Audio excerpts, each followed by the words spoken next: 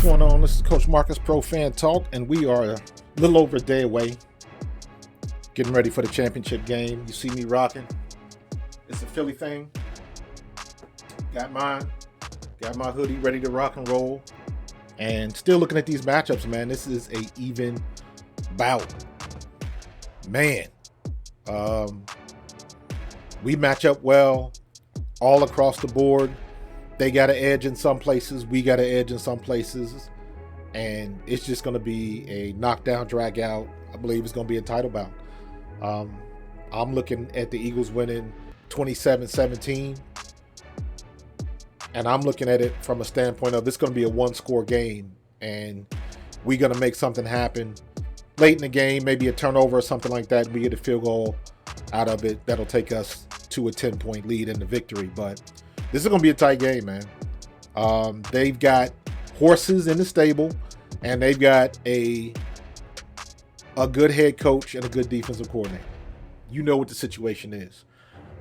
At the same time, Shane Steichen has been putting up numbers all year, with the exception of the one game against the Saints. I'm not sure what was going on with that, but at the end of the day, we are where we are, and we earned it. Jonathan Gannon has been calling great games all year. For the most part, most of the teams we've played, we've kept under 20 points. And you cannot argue with that. There's a big thing here in Philadelphia where we want him to blitz more. I think a lot of that is just rhetoric that comes from the media on what they would like to see. But at this point, when you've gotten this far and you've gotten the results that you have gotten, you're nitpicking. Straight up, you're nitpicking. Would you like to see more twists and make it a little bit more flashy? But I guess yes. But at the end of the day, his way has worked. And can't anybody really say anything about it? Because we are in the position we are in because of our defense. Defense wins championships. Jalen Hurts is the cherry on top. Because, of course, nobody expected him to do what he did. Nobody expected his progress, his evolution as a football quarterback to get to the elite level spot. He's not quite there yet, but he's trending in the right direction. Nobody is looking at Jalen Hurts like, yeah, if we can stop him from running the ball, we can shut him down. You cannot do that with him because he can throw the ball over your head. We've got the weapons to do it. He knows how to read the defenses, and I keep saying this, and I said it early in the year. Jalen Hurts took that game against Tampa Bay last year. When they got it on tape, it was on the broadcast. They made mention of it several times where they said he can't read defenses. He took that in the offseason, understood the assignment, came back, and just wrecked shop. I've said this before.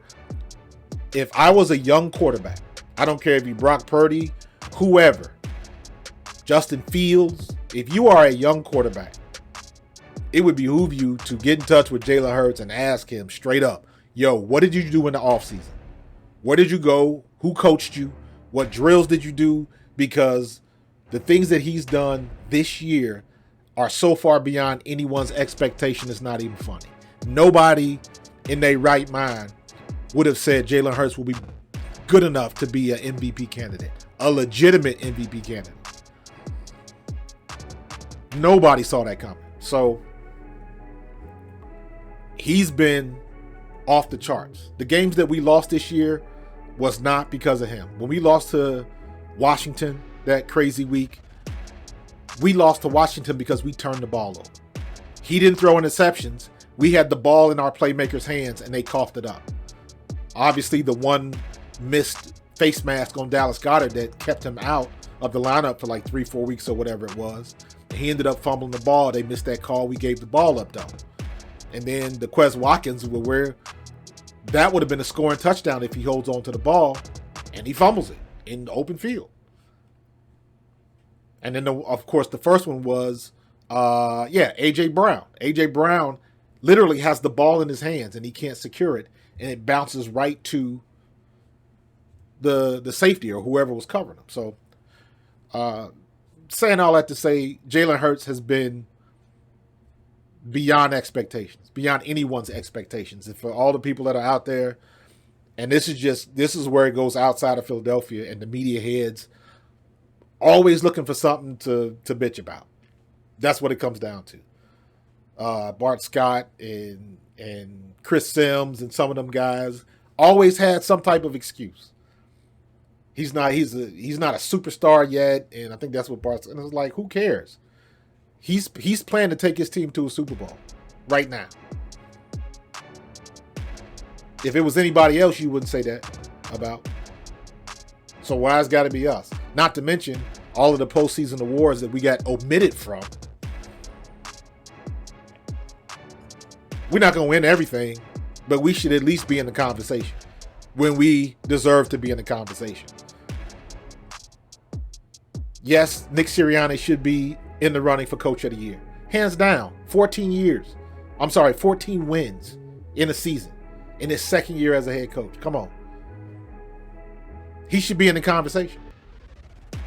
The biggest snub is Brandon Graham. Brandon Graham should have won, without question, Comeback Player of the Year. Comeback Player of the Year should belong to Brandon Graham. Point, period, end of paragraph. He popped his Achilles in week 2 last year, so he did not play for the whole season. And now he's got 11 sacks at 34 years old. Why he's not on that list? Why he is not the out-and-out winner when you got people like Geno Smith and people that actually played a good portion of last year? This dude missed the whole season. And he's not even on the list? That's just bias right there. That's just, you doing that on purpose. You got too much information not to see that. But it is what it is. I'll trade all of that stuff because we are in the position that we are in, and we are one win away from going to the Super Bowl. Everybody's goal, man. That's everybody's goal. So we've got these, looking at a couple of articles, man. This is, Cody Benjamin.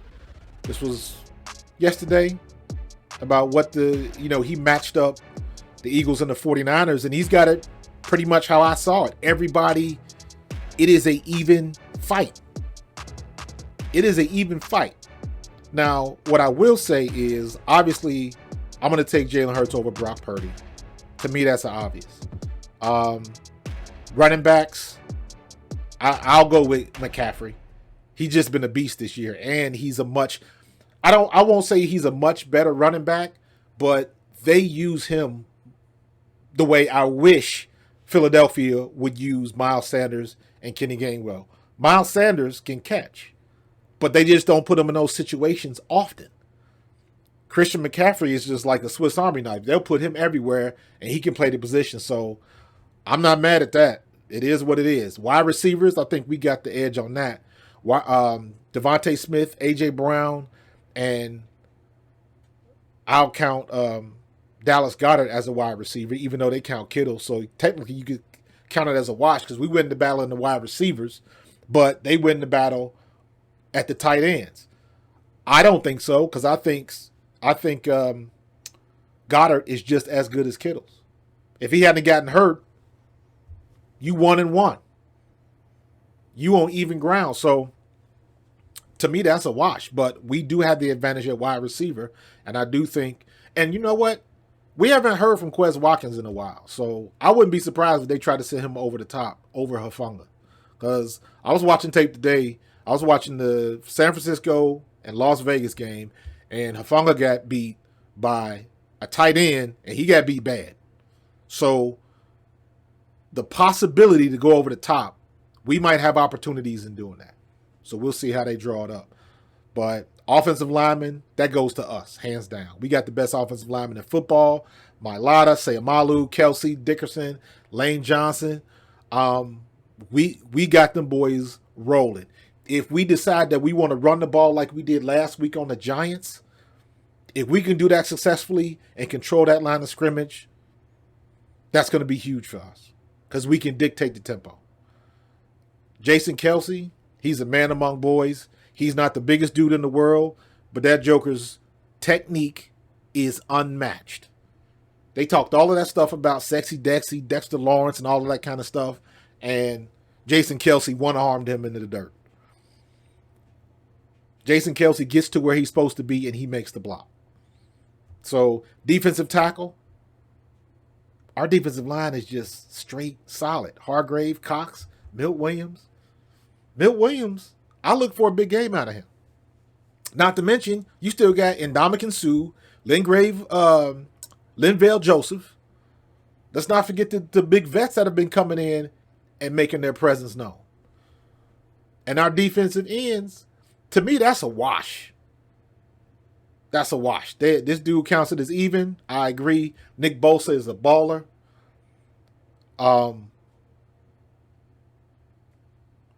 What's the guy? Charles Emenu. He's a baller. He's a rookie though, but he's a baller.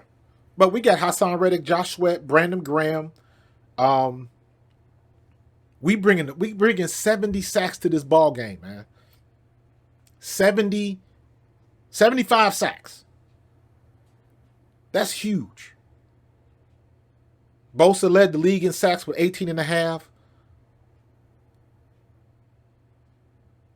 Hassan Reddick right behind him with 16. So we tit for tat, man. And we going to bring the noise. Linebackers, you got to give it to Warner and Greenlaw. Them boys are straight balling. However, TJ Edwards, in my opinion, should have been in the Pro Bowl. Kaiser White has been balling all year. He's had his issues. So I'll give the edge to the 49ers on that one. But it ain't like Edwards and Kaiser White can't ball. Don't get that mixed up. If they're in the right situations, TJ Edwards has been solid all year. He can fill them holes and he going to pop you. Because to me, that's going to be the difference is if we can stop that run game. Because we've had troubles with that in the past. I don't know if that's scheme, but we got to wrap up this weekend and we got to put the kibosh on them. We've had pretty good luck going up against the best running backs in the league. And let's hope we can do that again this weekend. Cornerbacks, we win that battle. Travarius Ward, he's definitely a baller. Lenoir is a baller. Jimmy Ward is a baller. But when you got Slade Bradbury, Avonte Maddox is back in the mix now, and C.J. Gardner-Johnson, let's not forget him. He's not even mentioned in this article. C.J. Gardner-Johnson, well, yes, he is because they got him listed as a safety. But Reed Blankenship and Marcus Epps as a safety has been straight solid. Hufanga is a beast. However, that joker is super aggressive, and he can get beat over the top. He bites on stuff very similar to what Diggs does in Dallas. And you can take advantage of that if you got the right set and the right play call. So that might be something where if we can sneak Quez Watkins as that third receiver, put him in motion, and maybe have something where we can get him into a set where we can take advantage of that matchup. But we'll see. It's all about how they draw it up, man. Special teams, our special teams aren't anything great, just as long as we don't give up no kick returns and punt returns. So it is what it is. But man, listen, it's going to be a solid game. It's going to be a slugfest. It is going to be a slugfest. We just found out today that Avonte Maddox is coming back. He looks like he's going to play. My question is, because everybody was all gung-ho that he was coming back, and he was at practice today, but my thing is, what did he look like at practice? What did he look like at practice? How was he moving? Was he moving full speed? That's what I want to know. Because it's great to have him back, but if he can't run with Brandon Ayuk, he ain't doing us no good. That's just keeping it 100. I need him to be able to perform like he's used to performing. If he can't do that, then he becomes a liability. But that is where you got to depend on the coaches to make the right decisions when it comes to that. Yes, it's great to see him out there, but if he can't perform, don't stick him out on that field. Don't make him a liability. So the injury report was light. We knew about Lane Johnson. TJ Edwards ankle, but you didn't hear anything about that. So obviously he's going to be good to play at Avonte Maddox. I like them short lists.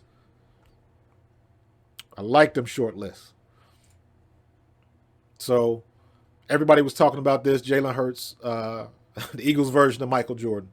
Anytime you compare anybody to Michael Jordan being the GOAT, everybody takes it way too far. I understand what he was saying with him being the leader of the team and making things happen. That's actually a good analogy. But, people want to take it any old kind of way they want to take it, but it is what it is. But it's a good analogy because Jalen Hurts, he's steering the ship. He controls the temperature in the room, meaning as he goes, they go.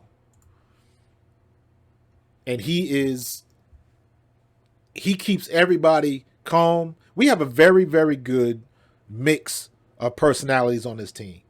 We got loudmouths like Brandon Graham and CJ Gardner-Johnson.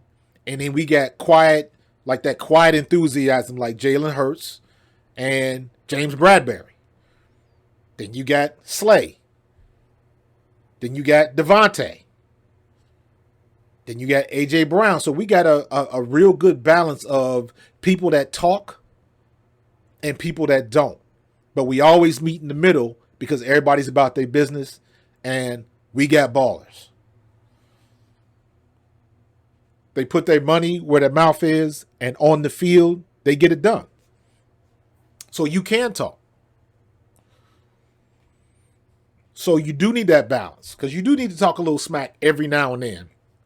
But you got to be able to back it up. And we can do that. So I'm looking for Jalen Hurts I think he's going to have a game in the air.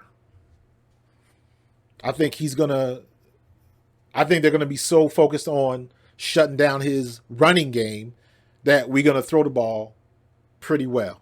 I'm looking for him to have over 300 yards passing. I think he will have right around 30-ish yards rushing. He might have 5 to 7 carries, somewhere around there. But I think he's going to throw the ball pretty daggone good. So, and I'm looking for A.J. Brown. Everybody's going to be coming after A.J. Brown. But after what happened to him against the Giants, he's looking to pop out. So he's going to have a chip on his shoulder. And that works for us. So the trenches is where it's going to happen, man. Nick, and that dude right there, Nick Bosa. How do you control Nick Bosa? You don't. But what you do is you run at him. You attack him. The same way we did with Micah Parsons. You run at him. He can't be fast if the attack is coming directly at him. You got to bulk up and you got to take on the block. We still win that battle of physics. If you got an offensive guard or offensive tackle pulling, coming after you, we should be able to win that battle.